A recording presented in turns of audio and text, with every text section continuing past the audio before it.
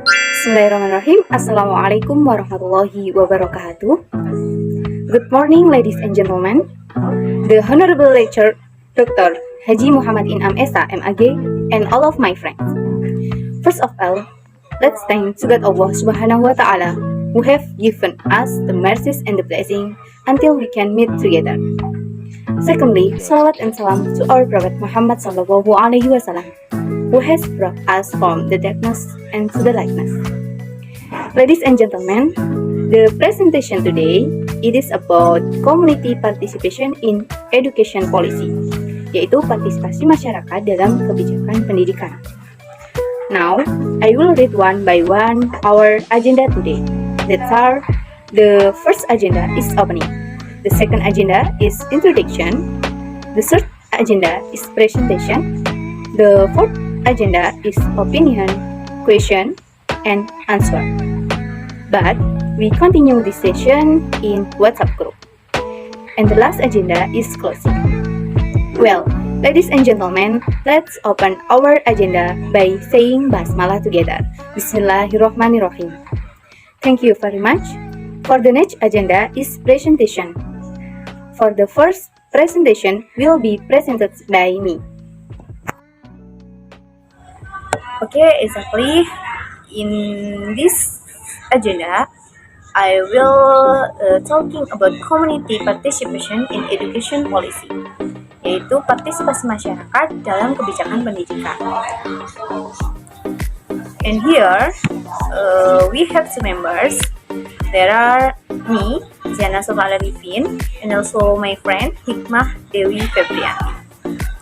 Okay, exactly. What the meaning of social participation? Apa yang dimaksud dengan society participation?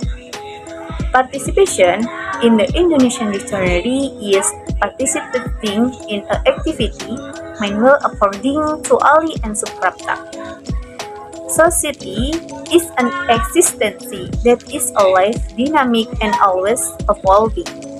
So, community participation is communication between the government as the policy holder and the community on the other hand and the party who directly feels the impact of the policy. Oke, langsung saja saya jelaskan pengertian partisipasi masyarakat. Itu dalam Kamus Besar Bahasa Indonesia adalah suatu kegiatan keikutsertaan masyarakat. Itu menurut Ali dan Suprapta.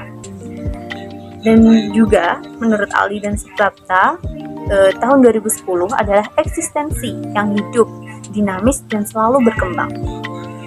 Kemudian ada juga pendapat dari Mubyarto dalam Armansyah 2012 bahwasanya mendefinisikan partisipasi sebagai kesediaan untuk membantu keberhasilan setiap program sesuai dengan kemampuan setiap orang tanpa berarti mengorbankan kepentingan diri sendiri.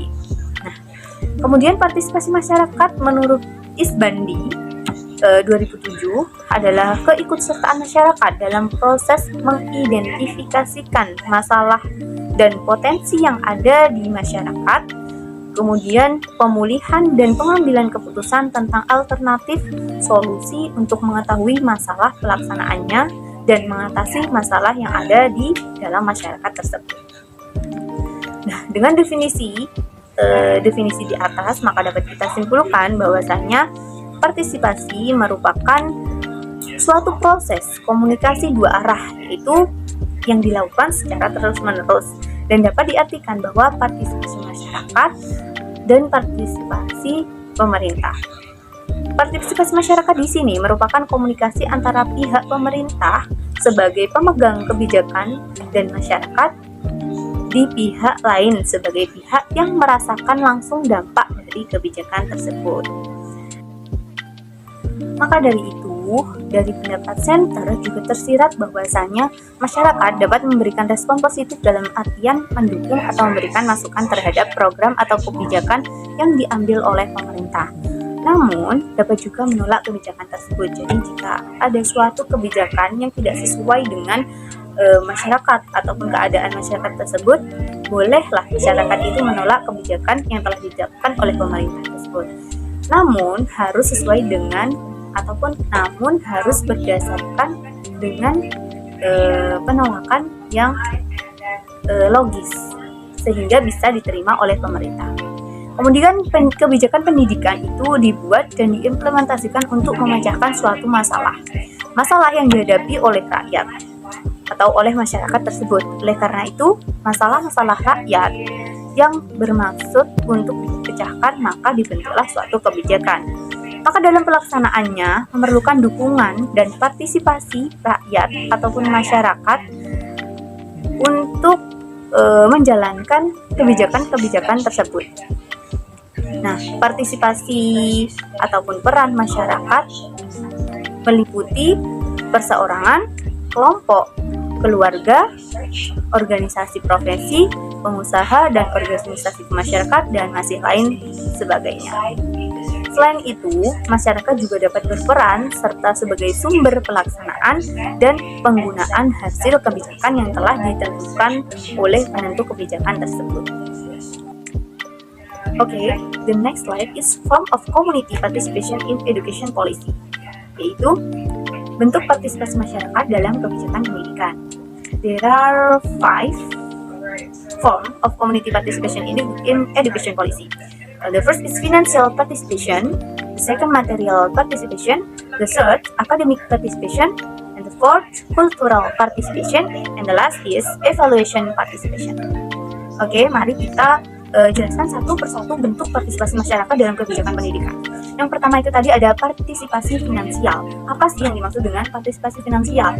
Partisipasi finansial di sini diartikan sebagai dukungan dana sesuai dengan kekuatan dan kemampuan masyarakat, termasuk juga orang tua secara kolektif dapat mendukung dana yang diperlukan sekolah yang benar-benar dapat dipertanggungjawabkan untuk keberhasilan pendidikan tersebut. Selain itu, lembaga bisnis dan industri juga diharapkan dapat menyisihkan anggaran untuk memberikan beasiswa pendidikan dalam suatu lembaga pendidikan tersebut. Dan yang kedua, itu ada partisipasi material, yang biasanya diwujudkan dengan sumbangan ataupun bahan-bahan material yang berkenaan dengan material bangunan yang biasanya digunakan untuk membangun atau memperbaiki lembaga pendidikan tersebut. Kemudian, bertujuan untuk apa partisipasi material ini? Kan nanti untuk barang-barang materialnya digunakan untuk renovasi maupun pembangunan gedung yang bertujuan untuk agar kegiatan belajar mengajar yang ada di dalam lembaga tersebut bisa berjalan dengan lancar. Demikian juga masyarakat mendukung terciptanya lingkungan fisik yang kondusif untuk kegiatan belajar mengajar. Jadi dengan adanya prasarana maupun sarana yang memadai, kan bahan-bahan atau material di sini bisa dikatakan sebagai prasarana ya, karena itu akan bisa menjadikan suatu gedung itu berdiri kokoh. Itu suatu prasarana dalam kegiatan belajar mengajar sehingga peserta didik maupun siswa yang ada di dalamnya itu bisa belajar dengan baik dan nyaman. Kemudian yang ketiga itu ada partisipasi akademik, yaitu kepedulian masyarakat terhadap penyelenggaraan kegiatan akademik yang lebih berkualitas. Dan dukungan ini biasanya dapat diwujudkan dengan dukungan orang tua dan masyarakat untuk mengawasi dan membimbing belajar anak di rumah. Jadi untuk pembelajaran ataupun akademik itu tidak hanya dilakukan di dalam sekolah ya, namun juga dilakukan di rumah dengan pengawasan maupun bimbingan orang tua. Selain itu banyak juga lembaga-lembaga pemerintah maupun non-pemerintah yang dapat memberikan kesempatan untuk praktek atau magang. Hal ini dilakukan untuk memberikan wawasan secara nyata kepada peserta didik. Itu merupakan partisipasi akademik yang dilakukan oleh pemerintah. Dan partisipasi akademik yang dilakukan oleh guru itu biasa dilakukan di sekolah. Kemudian partisipasi akademik yang dilakukan oleh orang tua itu dilakukan di rumah dengan membimbing dan mengawasi peserta didik dalam belajar. Kemudian yang keempat adalah partisipasi kultural. Nah, pengertian dari partisipasi kultural ini merupakan perhatian masyarakat yang terhadap terpeliharanya suatu kultur ataupun budaya moral yang terdapat di lingkungan sekitar sekolah, sehingga sekolah itu mampu menyesuaikan diri dengan budaya setempat. Dan yang terakhir yaitu partisipasi evaluatif. Keterlibatan masyarakat dalam melakukan pengadilan dan kontrol terhadap penyelenggaraan pendidikan, sehingga masyarakat dapat memberikan umpan balik dan penilaian terhadap kinerja lembaga pendidikan tersebut. Selain itu, masyarakat juga dapat berperan dalam penyusunan atau memberi masukan dalam penyusunan kurikulum bagi sekolah agar kurikulum itu sesuai dengan kebutuhan siswa. Jadi yang dimaksud partisipasi evaluatif di sini, biasanya kita mengenal evaluasi itu dengan sebutan kayak memperbaiki, ya, lebih ke memperbaiki ataupun agar kita tahu apa yang menjadi kekurangan yang telah kita lakukan, seperti itu. Jadi di sini maksudnya evaluasi bukan yang mungkin dalam pikiran kita jika evaluasi pasti intinya kita kayak mencari-cari kesalahan gitu, bukan ya. Jadi evaluasi di sini itu untuk memperbaiki agar suatu yang telah kita lakukan itu bisa lebih baik lagi. Dari kekurangan-kekurangan bisa kita perbaiki sehingga menjadi kesempurnaan, seperti itu. Okay, next, effort to increase community participation in education policy. And number one, offer praise to those who want to participate and offering sanction for people who do not want to participate, and persuading the public and encouraging the community to participate through a series of activities. And linking community participation with better bureaucratic service and using key community figures who have a large audience, and linking community participation in policy implementation with their interests. And next, awareness of the public to participate in the policies that have been legally established. Oke, jadi ada beberapa upaya yang dapat dilakukan. Jadi yang pertama itu menawarkan sanksi atas masyarakat yang nggak mau berpartisipasi, seperti itu. Kemudian yang kedua, menawarkan hadiah kepada mereka yang mau berpartisipasi. Kemudian melakukan persuasi kepada masyarakat bahwa dengan keikutsertaan masyarakat itu justru akan menguntungkan masyarakat sendiri, baik dalam jangka pendek maupun jangka panjang, seperti itu. Kemudian, mengimbau masyarakat untuk turut berpartisipasi melalui serangkaian kegiatannya. Kemudian, mengaitkan partisipasi masyarakat dengan layanan birokrasi yang lebih baik lagi. Kemudian, menggunakan tokoh-tokoh kunci masyarakat yang terkenal di suatu wilayah tersebut supaya keikutsertaan masyarakat itu lebih tinggi gitu. Nah, kemudian mengaitkan keikutsertaan masyarakat dalam implementasi kebijaksanaan dengan kepentingan mereka itu sendiri. Kemudian menyadarkan masyarakat untuk ikut berpartisipasi terhadap kebijaksanaan yang telah ditetapkan secara sah. Dan kebijaksanaan yang sah itu adalah salah satu dari wujud pelaksanaan dan perwujudan aspirasi masyarakat, seperti itu. Oke, next. Think that school or educational institution do so that community participation in education get better. And number one, establish effective communication with parents and community, and involving the community and parents in school program. Here, school must introduce school program and activities to the community. And the last, inviting the community to the school's annual meeting.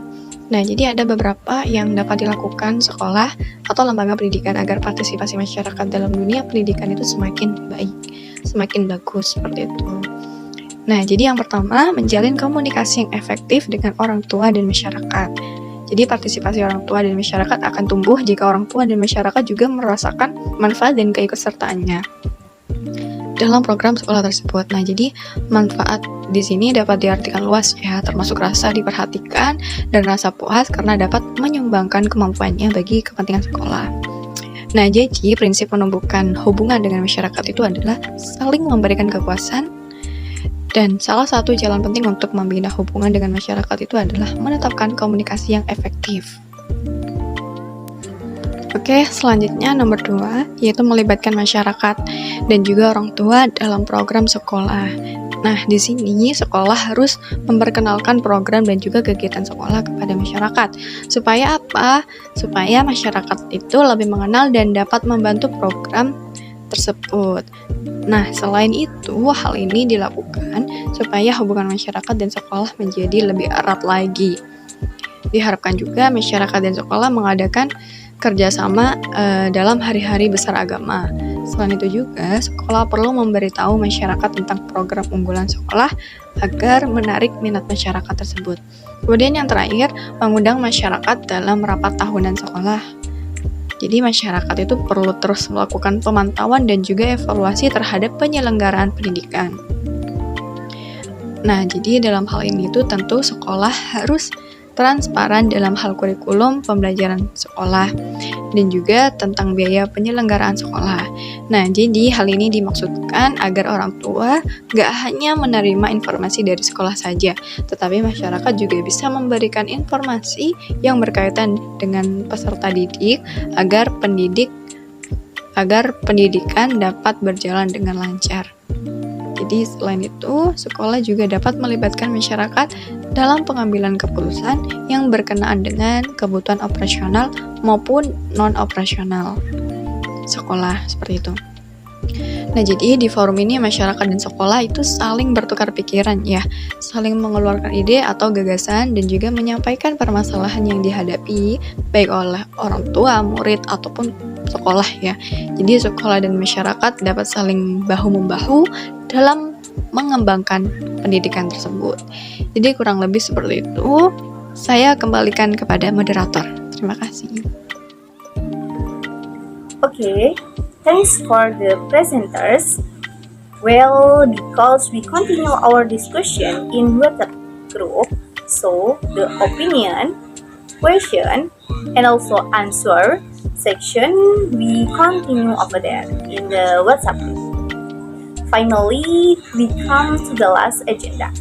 We would like to say thanks again for the presenters and all of the audience for active participation. Hopefully, the presentation today will give benefit for us. Thank you for your attention, and the last I say, wassalamualaikum warahmatullahi wabarakatuh. Sergio Rimo